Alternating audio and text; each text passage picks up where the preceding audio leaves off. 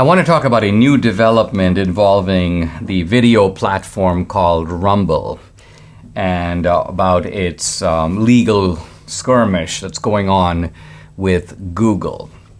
Now, by way of background, most of you probably know Rumble. I post the podcast every day, video on Rumble. And I also post it on YouTube. Now, YouTube is owned by Google, and Rumble is a tremendous platform.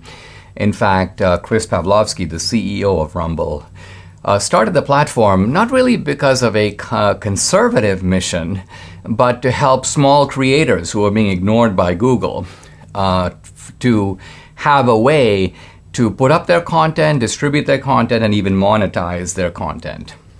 And very soon, Chris realized that the big tech platforms were going in the censorship direction, and he realized, I don't want to do that. In fact, one time Chris said to me, he goes, wow, Chris is originally Canadian, now lives in Florida, but he's like, hey Dinesh, I know you Americans are fighting about the Second Amendment, but he goes, I didn't realize you were fighting about the First Amendment. I didn't realize that free speech had suddenly become controversial. So here I'm the embarrassing situation of a Canadian more committed to free speech apparently than his American counterparts.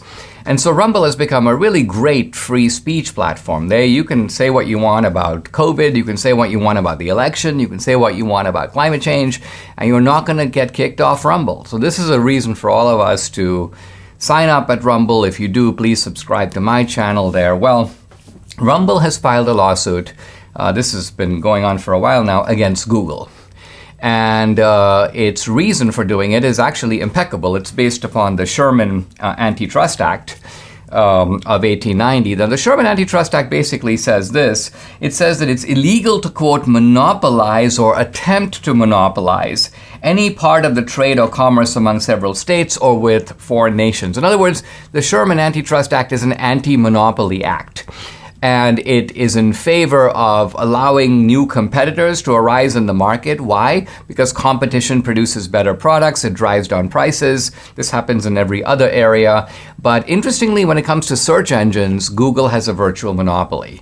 Not that there aren't one or two other search engines, but Google is so dominant that pretty much everybody, in fact, think about it. We use the phrase Google as a verb. I'm going to Google it.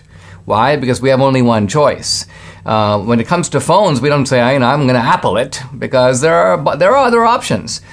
Similarly, when it comes to TV channels, it's not as if when you talk about watching TV or talking about watching a particular channel.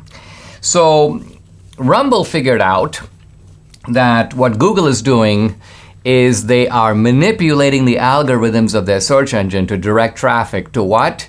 To YouTube, because they own it over Rumble and any other place. So this is something that Google is not permitted to do. If Google is in the search engine business, they have got to be in the search engine business, and they have to be neutral between things that they own and other competitive companies that are trying to compete with Google properties. In this case, let's think specifically about Rumble competing with YouTube. The Wall Street Journal decided to sort of check this out and see who's right. And so what the Wall Street Journal did, they asked their reporters to take the same video, or actually a whole bunch of videos, almost identical, put them up on YouTube and put them up other places, and then Google search them and see where Google drives traffic. And it turns out in every case, or an overwhelming amount of cases, Google is always driving the traffic to the site that it owns, namely YouTube. And even if Google mentions other sites, they're always much lower down on the Google search. So this is Rumble's point, that what Google is doing is not advancing free trade, but suppressing it. Not advancing competition, but illegally suppressing it. And so we've had an important ruling from a judge which basically says that Rumble is now entitled to discovery. Now, discovery is nothing more than getting full information from the other side.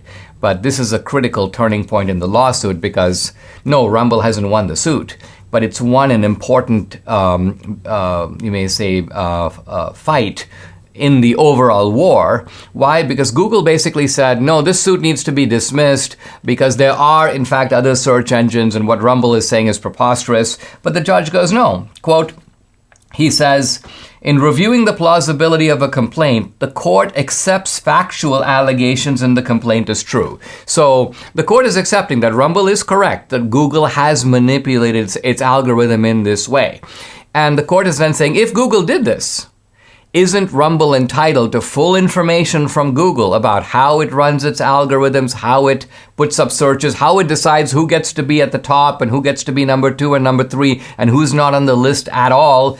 So this information, which Google considers proprietary, they never share with anybody, it's all behind closed doors, they're now going to have to turn it over to Rumble. And that's very good because it'll also see the light of public day. So not only does Rumble's suit advance, and Rumble now has the particulars it needs to prove its case because it's getting information from Google itself, but additionally, the public disclosure of all this is going to bring Google under wider public scrutiny, which is long overdue.